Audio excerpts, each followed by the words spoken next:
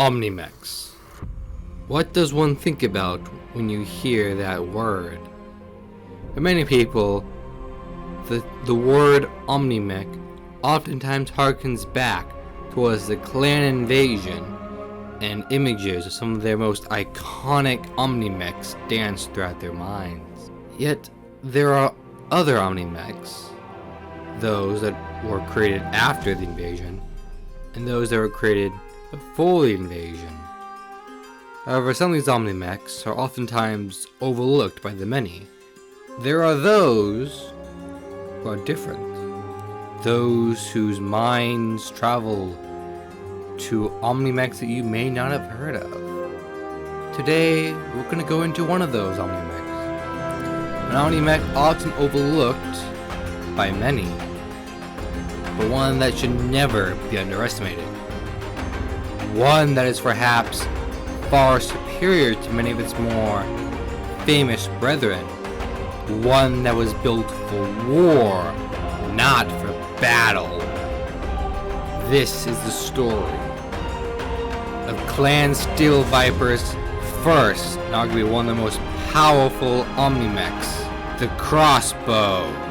The history of the Crossbow starts not from Clan Steel Viper, but all the way at the Lyran Commonwealth during the Age of War.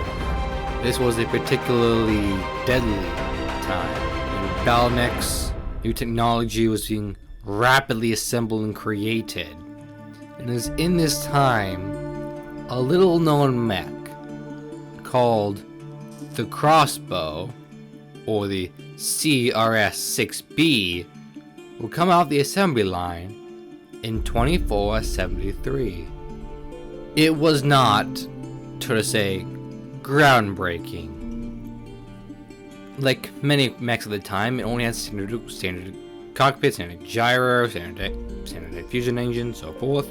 What made it stand out is like they had a 300 rating fusion engine. This propelled it to a cruising speed of 54 kph and a maximum speed of 86 kph. For an inner spear mech at the time, this is an extremely fast heavy mech since it weighed 60 tons. This massive speed is a massive advantage compared to many of its peers, who tend to move at a more 4-6 movement profile compared to the Crossbow's 5-8 movement profile. It's meant that the Crossbow could easily outpace many heavy mechs and many medium mechs. But there was a cost. It did only have roughly 8 tons of armor, which is not a lot for a mech of that weight class. And it did that in order to have some pretty decent firepower, for being 2 LRM-10s, 2 medium lasers, and 1 PPC. Overall, it was a pretty decent mech. However, it was not very popular. In the end, the production lines would only last for roughly another decade or so before being shut down in favor of other battle mechs. Sure, it moved fast, but it did not have the survivability it needed.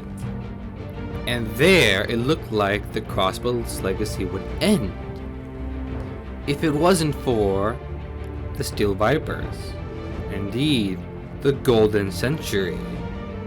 For while the Inner Spear was busy engaging in a massive war and losing all technological advancements they had made up to that point, the clans, on the other hand, experiencing the opposite. While there was still battles and combat, theirs oftentimes scaled down and did not result in the loss of technology, but indeed, technology rapidly advanced for them, and the Golden Century was their highest point ever. Clan Steel Viper, during this century, realized one of their mistakes. They, up until that point, had yet to jump on the Omni-mech bandwagon. For while they had initially deemed Omni mechs as not very useful, after all they were more expensive, and their reasoning was rapidly proven wrong, as many of their opponents were rapidly adopting Omni mechs. And Omni mechs were a very powerful addition, but they had the ability to rapidly change configurations per mission type or personal preference. Well, a process that would once take weeks or even months could now be done in a matter of hours. And the clan's Dueling Lake culture, this was a massive boon, and the Steel Vipers were at risk of falling behind. So, in order to not fall behind, they needed Omni mechs. Now they could have traded for Omni mechs, or they could have trial position for Omni mechs, but instead they wanted to create their own original. So they went to this clan, Snow Raven, initiated a trial of possession, proceeded to win said trial of possession, and then they would acquire several clan Snow Raven scientists who just happened to know how to make Omni mechs. These technicians were quickly assigned two major roles. One, to train the rest of their scientists so that they knew how to make and design Omni mech. The second task was to make an Omni mech, and they wanted it done ASAP. Now, to make a new Omni mech, a new design per se, can take potentially years of trial and error and a lot of money. Money they may have had, but time they did not. So how do you shave off time? Best way to shave off time is simply look at an older example, borrow some, if not all of it, make some minor changes, and bing bam boom, you guys have a new Omni mech. And that's what they did. Clan Steel Viper decided the best bet was to pick an Age of War design that had been largely forgotten, being the Lyran's old crossbow. Design-wise, they didn't really change a lot. After all, it was largely okay. They needed to make some minor changes here and there. So first, they slightly increased the weight to 65 tons. The structure had to be slightly upscaled, as it went from a 6-ton structure to now a 6.5-ton structure. Armor-wise, they swapped out the Lyran armor in favor of compounded V6 armor, specifically 12 tons of it. This gave it a 50% armor increase when compared to the original crossbow. And of course, 12 tons is a total of 192 points, making it fairly heavily armored for its weight size. Most notably, many of its contemporaries will oftentimes have less armor. But the most controversial aspect of this rebuild is that it used a new Kent Type 325 standard engine. While it did propel it to a 5.8 movement profile, this type of movement profile was not as revolutionary as it once was. While still fast for the Spear, for the clans, 5.8 is your average movement profile of your heavy mechs and many of your medium mechs. So by no means this is not bad, it just means that it can simply keep pace with many of its contemporaries. It's not going to outrun them, but it's not going to be outrun itself. These three things, standard engine, standard structure, and the standard armor, could be argued as controversial, simply because almost every other clan mech made use of Ender Steel, Fair Fibrous, and they always use the clan Excel engines, which, while they do shave off half the engine's weight, mind you, this engine weighs a whopping 23.5 tons. So imagine how much weight an XL would shave off. For example, a 325 XL engine weighs 12 tons. So by using a standard engine, they're essentially subjecting themselves to roughly an extra 12 tons of weight that could have been spent on more firepower. But while using these standard structures and engine and armor can be seen as a bane, severely limits its firepower. It does, however, give it increased survivability and ease of maintenance. While there is no such quirk for maintenance or repairs, it's not hard to see why, as it only is used readily available components and materials. Heck, even its engine itself massively increases its survivability, as it can lose both side torsos and be running. Compared to many of its rivals, if they lose a side torso, they are on the verge of death, as their engine is barely holding together. The crossbow will simply take it and then walk it off. And, most notably, the use of a standard engine rapidly cuts down the price. For example, a crossbow prime costs roughly 9,000 C-bills. Compared to a Loki Prime, which is of the same weight bracket, a Loki Prime is about 19,000 C-bills. Meaning, for the price of one Loki Prime, you could get 2 crossbow primes. And arguably, the crossbow is a much better deal. Speaking of configurations, it's a good idea to get into good configurations. However, they are extremely limited, with only 16 tons of pod space. This is not a lot of pod space, as evidenced from the fact that many of the lighter, mediums, and heavier lights tend to have roughly that amount. Many medium mechs can easily have way more pod space available. That is to say nothing of many of its rivals of the same weight bracket, as they tend to have at least 10 more tons of pod space. But with that said, let's get into the actual configurations. When it first rolled off the assembly line in 2870, it had only 3 configurations, and it would stay like that for almost an entire century. The first configuration is, of course, the prime configuration. This is a configuration that many people oftentimes look at, simply because it is the primary or first. And this prime configuration does start one of the most notable trends about the crossbow. This is because each arm mounts an LRM-20, Artemis 4 fire control, and 2 tons of ammo. And that's it. With 2 LRM-20s, each get guided by Artemis 4, that is a good fire support option. It's going to lay down long-range fire, and should the enemy make a mistake getting close, these are clan LRM, so they have no short range. The Artemis 4 also helps. Unless you're fighting through ECM, the Artemis 4 will give you a +2 modifier in the cluster hits table, allowing more missiles to hit on target. There are just a few major downsides of this configuration. For starters, it only has 12 shots per launcher, which does severely limit its stayability, especially with no backup weapons. Additionally, all weapons are mounted in the arms, because apparently almost every configuration mounts the weaponry in the arms. And while the better firing angles can be useful, if you lose both arms, you're sitting duck.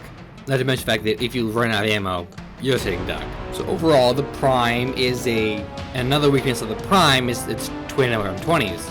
While good, they're not particularly good in one-on-one combat, resulting in the crossbow being better suited for mass fire support, or as a support unit, softening up targets for its other allies to attack. Both methods are very much frowned upon and cannot be used when Zellbringing is followed, seeing as Zellbringing is almost religiously followed throughout the clans.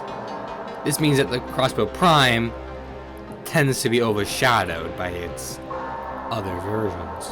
The A configuration is a mixed bag.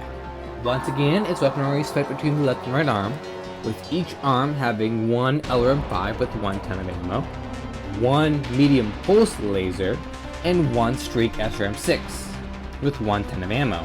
The Streak launchers themselves are pretty good, simply because if they score a hit, all of the missiles will hit. Additionally, if you fail to get a hit with the Streak, that means that they will not fire, so you will not generate heat, and you will not burn any ammo, which does in a sense, artificially increase its lifespan. Pulse lasers give it some much needed staying power.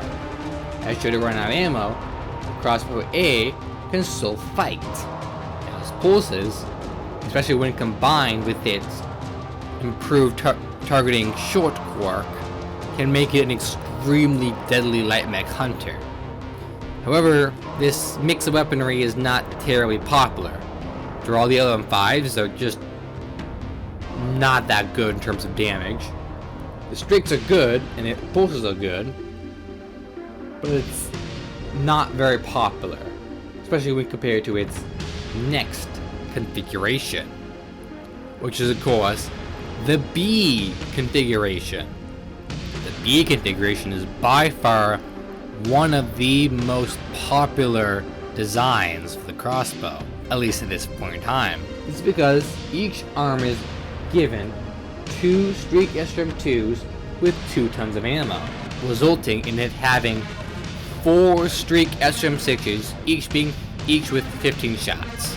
Again, seeing how the streaks work, that ammo will artificially last much longer than it actually looks. And Streak SRM-6s are particularly deadly, especially when you have 4 of them. Think about it. If all 4 Streak SRM-6s fire, that means, and because mind you, all missiles hit, that means your opponent is looking at a whopping 48 damage. That can be quite a lot of damage. There is just one downside with the B configuration when using in tabletop. And it's simply, in tabletop, while it is fun knowing that they're going to take a lot of damage, mind you, each SRM is rolled separately. So you're looking at a total of 24 separate 2-hit rolls for each SRM. Not even LB-20 firing cluster munitions with all of them hitting can do that much. I bet you're doing 4 more than that. And they each do 2 damage, so there's 2 damage compared to 1. So it will definitely slow down time in tabletop and maybe be a bit annoying. But on the bright side, you do have surprisingly decent odds of maybe getting lucky through armor / floating critical, or a headshot, maybe several. But of course, the Prime does suffer from limited ammunition, so in larger combat, in much longer combat, the Prime will, just like the A configuration, run out of ammo and become more or less useless. But that is it for the original models, and that is how it would go for many years. Then Survivor would prominently reveal them during a trial of possession for a fire-based climax. Will they use it to defeat their Smoke Jaguar opponents in under an hour?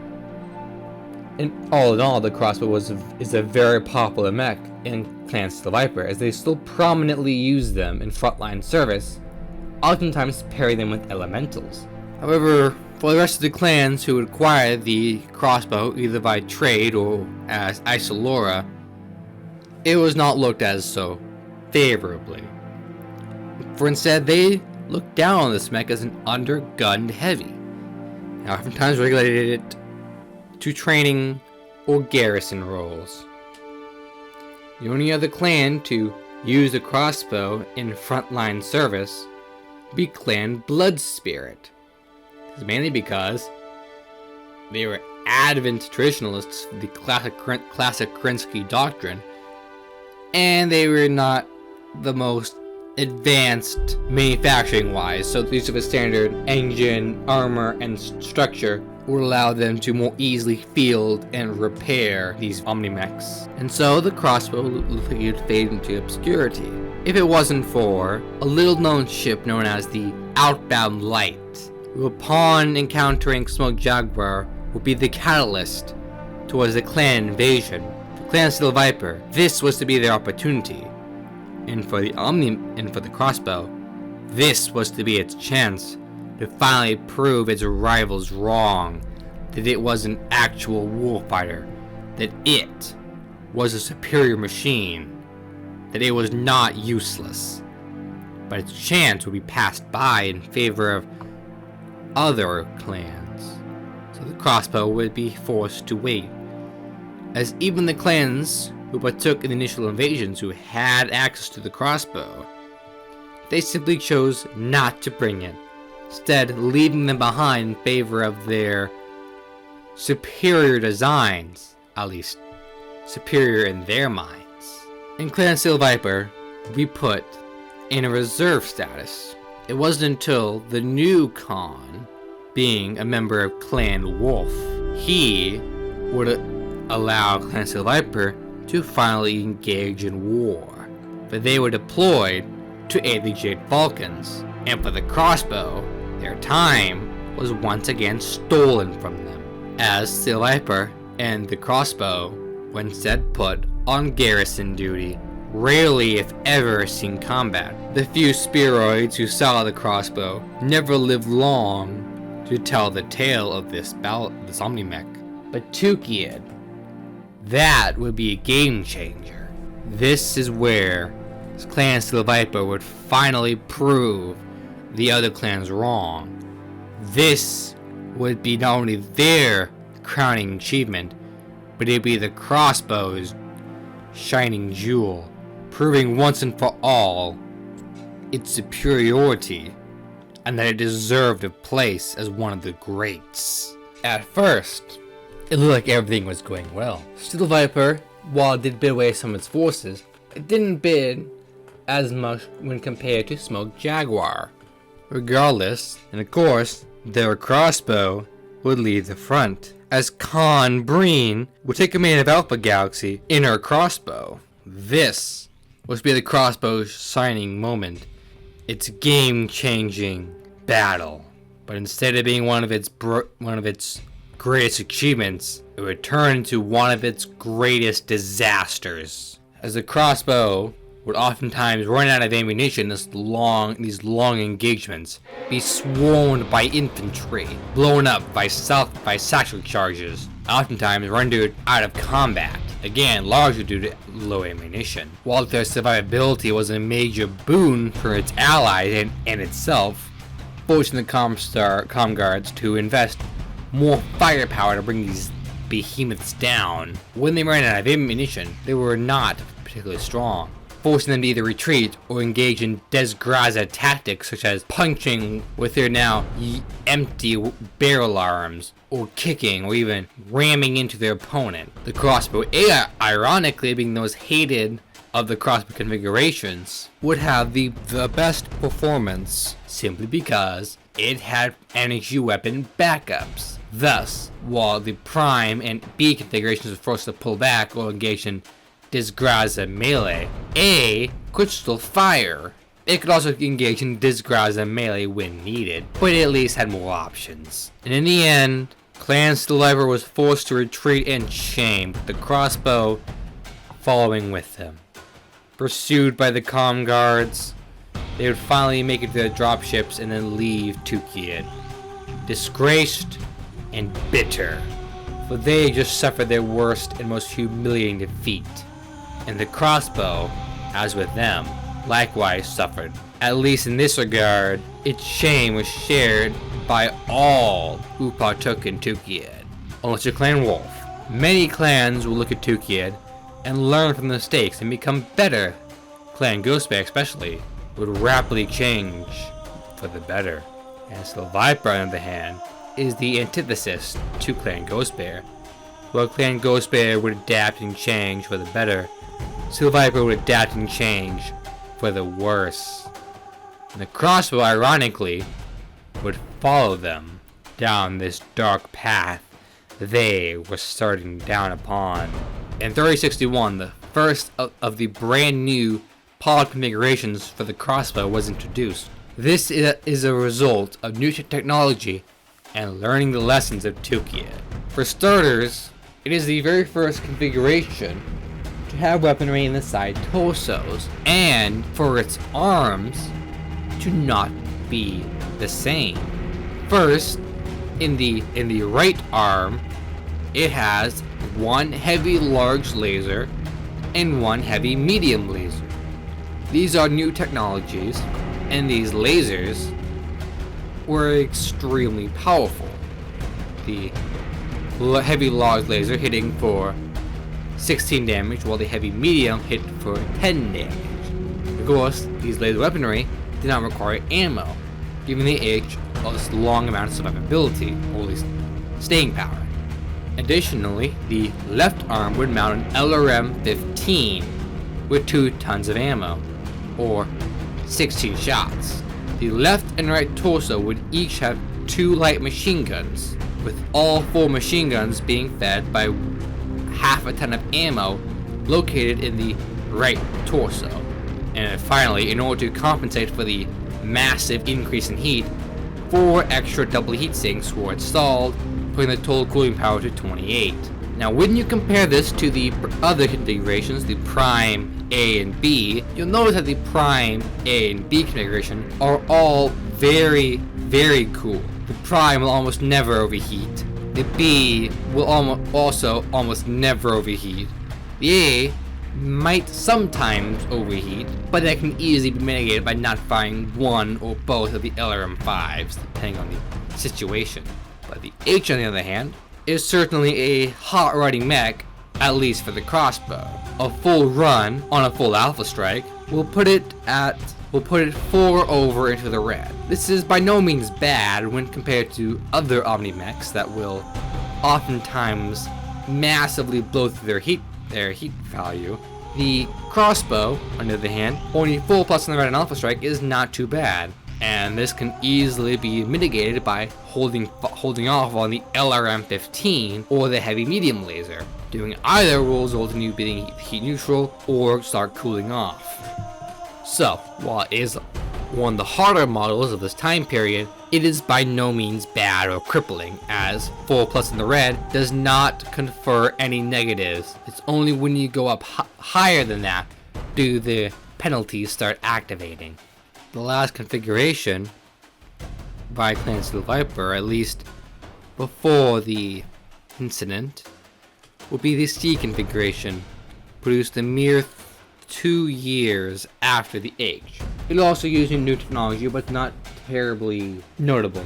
It is the first one that uses the advanced tactical missile system, with 2 ATM-6s in the right and left arm, 1 respectively, 2 heavy machine guns between the right and left torso, and then an ECM suite in the right torso. It has 1 ton of ammo for the heavy machine guns, located in the right torso, and each ATM-6 is fed by 3 tons of ammo, located in each respective arm. ATMs themselves can be quite deadly. Extended range munitions doing 1 damage, but doing 1 damage. Extended ammunition doing 2 damage per missile, in very good range. High explosive, shortest range, but doing a lot of damage with 3 per missile. And of course, heavy machine guns do allow it to engage infantry. When looking at both of the H and C models, it's very obvious to tell that both of them are both trying to improve. With these new technologies, the H configuration and C configuration very clearly attempt to use new technology while also improving upon their weaknesses. Most notably, the H arguably is its best, it has actual energy weaponry. C configuration does not. Both of them have machine guns because the Steel Vipers really hated infantry after Tukia. Of course, everything would change. That change would come in the form of the Wars of Reaving, where Clan Steel Viper, alongside their allies of the Snake Alliance, would wage a devastating war in the clan's homeworld, burning all who had the taint of the Inner Spear. Simultaneously, while this raging inferno in the clan homeworlds was raging, there was another raging inferno in the form of the Blakest Jihad and the crossbow. It would serve on both sides of the clans, at least. It would serve as the one to bring the flames of war in the Wars of Reaving, and it would be the one to hold back the Blakest Jihad. In both conflicts, a new configuration was introduced. Most likely this one was introduced by Clan Steel Viper, and due to its very nature, it was then quickly brought over to the Inner Spear to be used against the Blakists. This would be the E configuration. This is a very notable configuration in the fact that the E configuration just wants to make infantry die. It just wants to turn infantry into nothing more than red paste, an afterthought, all from range. This is accomplished with a total of 16 anti-personnel Gauss rifles, all of which are linked to a targeting computer located in the center torso. It has a whopping 6 tons of ammo for this, which is a total of 240 shots. I mean, this thing can fire for a long, long time, all remaining ice cool. We don't want to know what damage anti-personnel Gauss rifles do. Against infantry, they each do 2d6 worth of damage against infantry. Mind you, that is again 16 of these things. So you will be doing a lot of damage. Most likely should all of them hit, which, thanks to the targeting computer, is an almost guarantee against infantry. They will not last long in this world. It can also be used against mechs, but to a much lesser effect, as they only do 3 damage. But that 3 damage can still add up, because again, that's 16. So should all of them hit, that will be 48 damage, which ironically enough is the exact same weapon damage as the old crossbow B configuration, and with a similar range bracket as well. The E configuration could very well be an acceptable replacement for the B configuration, and one that has far more utility, and especially one that lasts much longer in combat compared to the B configuration. But that would be the last configuration for this time period. Well, the crossbow and your spear will hold its own, and thanks to its rugged survivability and ease of repair, it was able to outlast and survive the Blakists. But in the clan homeworlds, its fate was far, far different. But instead of holding back a dark tide, it was the dark tide, raining down fire and destruction upon its enemies with little regard to Zilbring. Its factories rapidly pumping them out faster than Steel Viper's enemies could hope to outmatch, while their more expensive machines would fail and crumble due to lack of parts and repairs.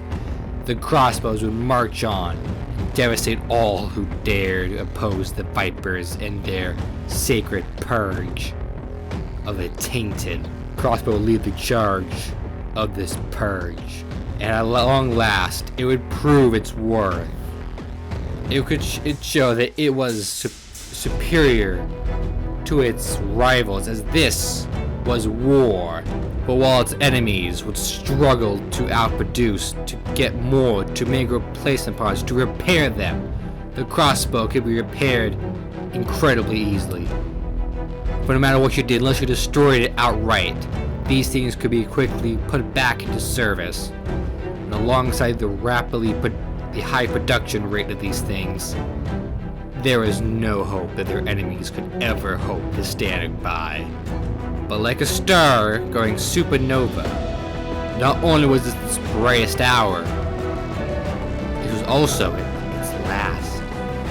As once its enemies had been purged, Clan Steel Viper became the target, and they themselves were purged.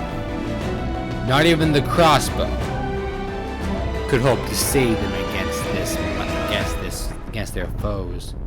Their former allies turned on them, for they too had been tainted, for they too had been in the inner sphere. And so, Clan Steel Viper alongside their crossbow, would vanish. Purged from the history books, purged from the galaxy, they went extinct. At least the Vipers did. The crossbow, however, would survive, but those that had fought in the inner sphere was still there. While many of the older, more iconic Omni mechs would soon be phased out due to the lack of spare parts. After all, their production facilities were far away and now either inaccessible or destroyed. The crossbow, on the hand, thanks to its basic nature, replacement parts could be easily found all across in the sphere. Standard armor, standard structure, standard engine, almost everything you need could be easily found in the Unisphere. So the crossbow would stay, it would linger, it would outlast many of the others. Even during the relatively peace during the Republic era, the crossbow would last. The only faction to have notably used them would be the Raven Alliance. Having been one of the last clans to leave the clan homeworlds during the Wars of Reaving, the Ravens brought a large amount of crossbows with them. Thus, they still had plenty of them, but they would rarely use them, keeping them more either as a garrison unit or giving them to their freeborn allies of the former Outworlds Alliance. But then, things would change. Change rapidly, they would. As wars started reigniting across the galaxy, slowly but surely they would start. And then, the blackout, the loss of the internet, war started raging like an inferno. The peace that had once descended across the inner sphere was now nothing more than a memory. And the crossbow would be there. The next configuration to be reduced during this time period would be the F configuration, most likely as a refit to many of the other configurations. The F was more simple. It had a lot of similarities to the C config, but it was slightly different. For starters, we replaced the ATM-6s with ATM-9s. They now only had 2 tons of ammunition though. And of course, the heavy machine guns were replaced for ER medium lasers, which are this time located within the arms. This is a good configuration, arguably better than the C configuration, due to its medium lasers being better than the machine guns, unless you're fighting infantry, that is. Near the end of the Republic era, and with the Dark Age starting, Clan Wolf would attack Arcturus in 3128. And here something quite interesting would occur, as Arcturus was one of the last production facilities for the original crossbow, a battle mech that during the Jihad would see a temporary resurgence thanks to the sudden rise in popularity of Retrotech, and Clan Wolf would take Arcturus.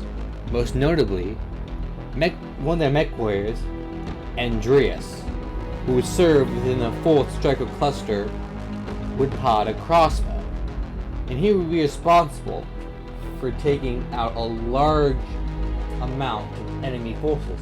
To be more specific, a full company of Lyran battle mechs in his crossbow. Despite during the engagement, he would lose his arms a lot, but despite being disarmed, he would quickly return back, pop some new arms on, and head back out. And then he would repeat this. Every time he would have ammunition, or if he was disarmed, he would go back, pop some new arms on, and be right back into combat. However, his deeds would sadly end when a Gauss rifle struck him in his cockpit. And a Gauss rifle is one of those few things which you can never, ever do anything about should it hit your cockpit. But this would do 2 things. First, Andreas would earn a mention within the remembrance. but most importantly, it would influence Clan Wolf, as they got to see some of the strengths of the crossbow for themselves. And with Arcturus being a production facility for the original crossbow, and with how similar the Omni mech crossbow and the original crossbow are, it wasn't too hard to convert the facility to make the clan crossbow. And at long last, brand new crossbow models rolling off the assembly line. And now, Clan Steel Viper's legacy, their first Omni mech, was now returning to the Inner and Clan Wolf would quickly create the W configuration. The W configuration is certainly an ironic configuration because it is extremely similar, if not almost identical, to the original Age of War design. The difference was it uses clan tech. Like the Age of War design, it mounted two LRM-10, each mounted within their respective arm. 1 ton of ammo was fed to each of the LRM-10 jammed in the arm. 2 improved heavy medium lasers were located within the right and left arm, and unlike the normal heavy lasers, the improved heavy lasers did not suffer a +1 accuracy penalty, though this did come at the cost of them potentially exploding. Additionally, 1 ERPPC was mounted within the right torso, giving it a massively devastating punch at long range in conjunction with LRM-10s. And of course, 1 double heatsink was installed in order to help with this very hot running mech. Overall, the W configuration is certainly a great configuration. ERPPC allows you to punch large holes, with LRM-10s filling in the gaps. Its improved heavy medium lasers are good weapons as backups. However, they should never be fired with the ERPPC. Arguably, the W configuration is the hardest design overall, but there is one other design that may beat it out in terms of being an extremely hot box. But overall, W is a great configuration. The G configuration would be the next configuration that would be produced. That would be in 3136. This was an attempt, the G configuration was an attempt to bring it more in line with the fire support role, more so than the W configuration, while also improving the accuracy. To do this, they simply mounted on each arm 3 streak LRM-5s, for a total of 6 streak LRM-5s. This is a fairly self-explained mech, as since streaks have already been explained. The difference is, it's a streak for LRMs. And of course, it has a total of 4 tons of ammo, 2 tons being located in each respective arm. While it cannot do as much damage compared to the Crossbow Prime, the G is arguably more accurate, and can arguably put more missiles on target should all of them hit. This is of course assuming you do not fire through Angel ECM, but even then, it is still an excellent model and very good if you need a dedicated fire support design. That's again supposed, since the G configuration is best suited when aiding and helping its allies, not going toe-to-toe with enemy forces. As for Arcturus, the Wolves would abandon it in favor of creating their Wolf Empire. And Clan Jade Falcon would soon take Arcturus. They would also stop building they would maintain the crossbow production and use the crossbow, though they are not nearly as fond as the crossbow compared to the Wolves. Perhaps they had some bad experiences with the crossbow, which would certainly be a bit ironic. 2 new configurations would be produced in 3142, one of them being the T configuration. As you might know, a T configuration is supposed to be a remix, or sometimes a remix, or an improvement compared to the original Prime configuration. That is, for most models. The T configuration is not that. This was designed by a madman, and this is the hardest configuration. This is because, if you don't believe me, look at the weapon range, which is again designed by a madman. First, it has 2 ER large lasers, split between the left and right arm.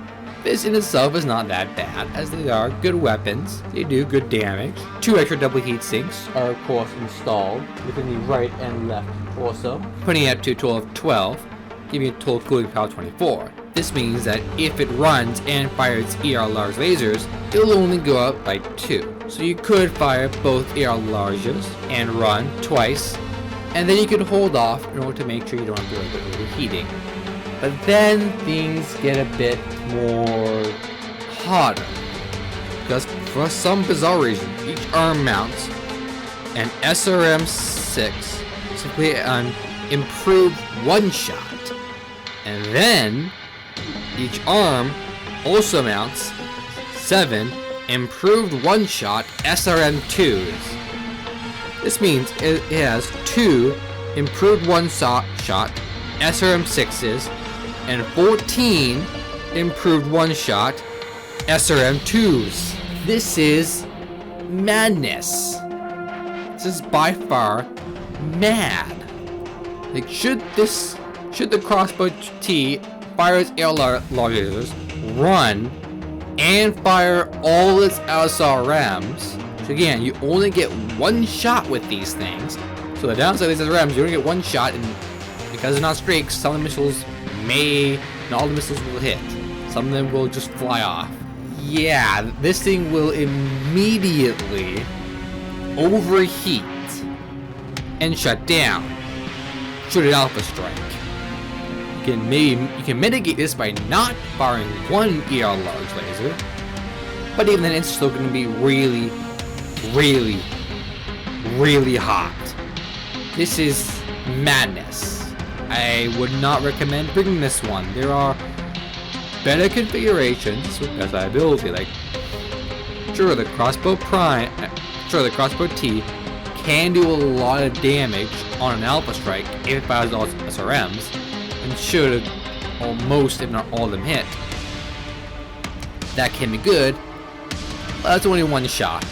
After that, you only have 2 ER large lasers, which are good, but maybe not the best, especially when you again considering if you do alpha strike, you're going to be a sitting duck for at least one turn, since your mech will be desperately trying to vent all that heat.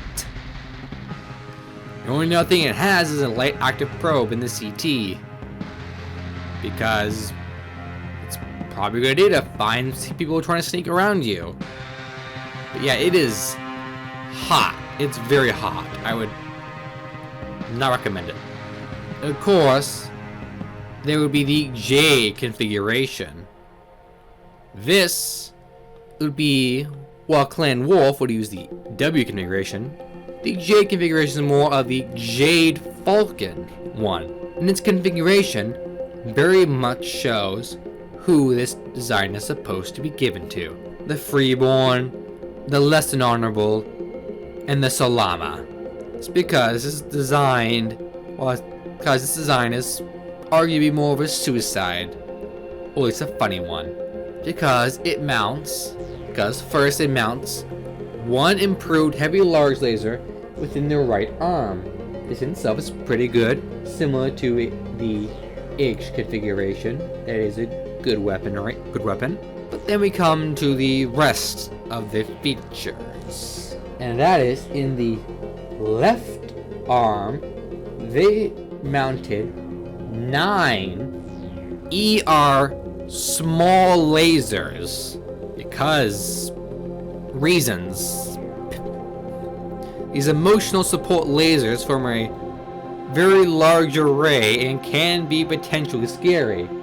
Should all 9 of them hit, you're looking at a surprisingly large 45 damage. However, with no additional heat sinks, you will be immediately overheating, as a full run on a full alpha strike will quickly put you 18 in the red. While not as bad as a T, it is still bad.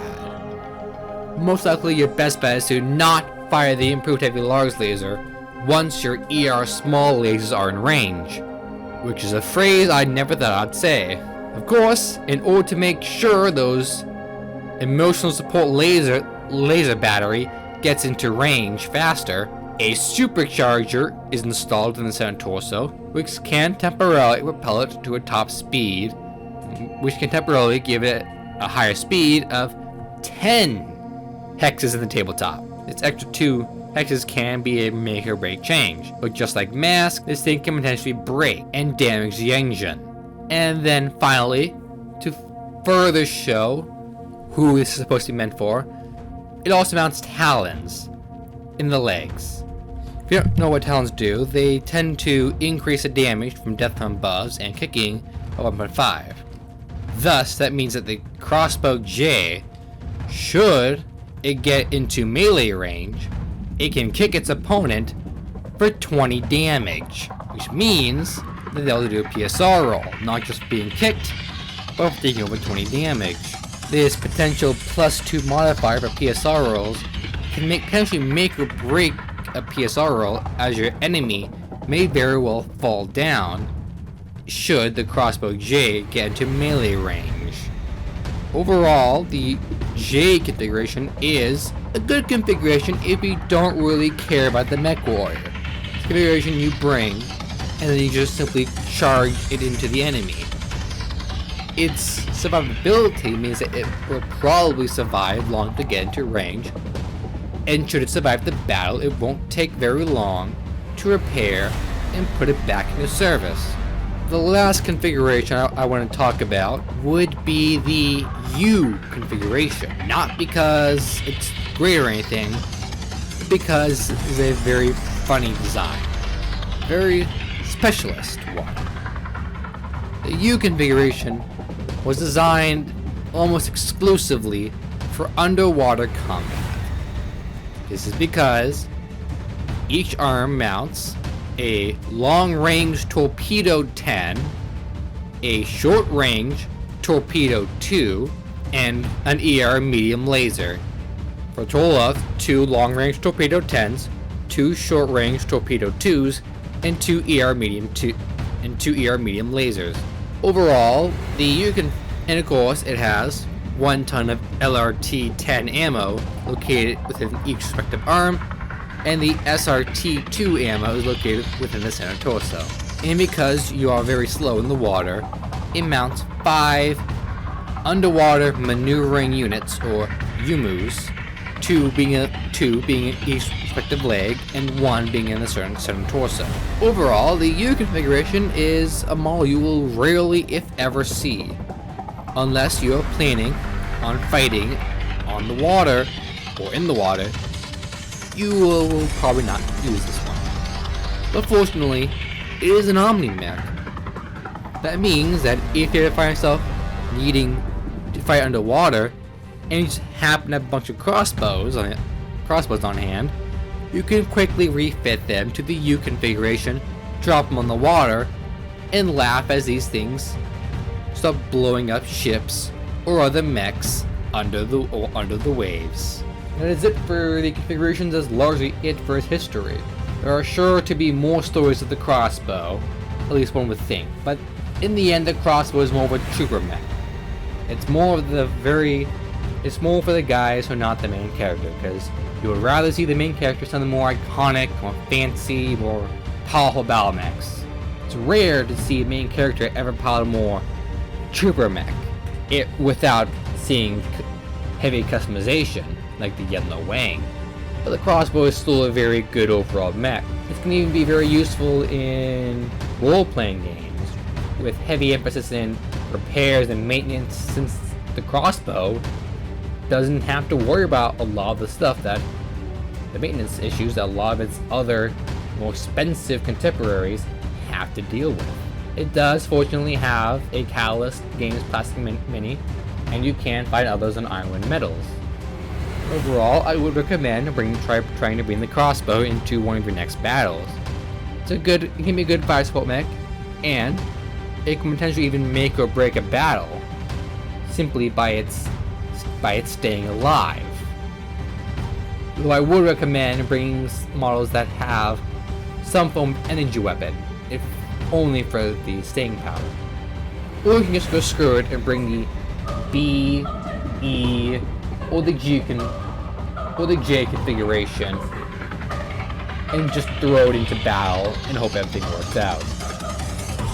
The main advantages, unlike the Hunchback 2C, which is arguably more scary, this thing is a lot more survivable. It may not look to be as much of a threat compared to the other guys, potentially doing more simply by being ignored. Do you have any crossbow stories? Has the crossbow ever led you to glory or been there in your moment of defeat? Have you even heard about the crossbow? If you have any stories or knowledge you want to share, feel free to put in the comments. And thank you everyone for watching the crossbow video.